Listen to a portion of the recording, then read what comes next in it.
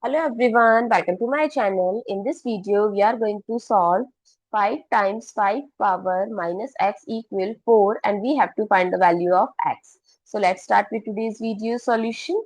So 5 times 5 power minus x equal 4. I can write it as 5 times 1 by 5 power x equal 4. Now if I'll divide 1 by multiply both sides with 5 power x. So this gives us, it will cancel out. So 5 equal 4 times 5 power x. Now I am going to divide both sides by 4. So it's 5 power x equal 5 power 5 by 4. Now I am taking log on both sides. So log 5 power x equal log 5 by 4. As per log rule, log a power b is equals to, we can write b log a, and log a by b, we can write it as log a minus log b.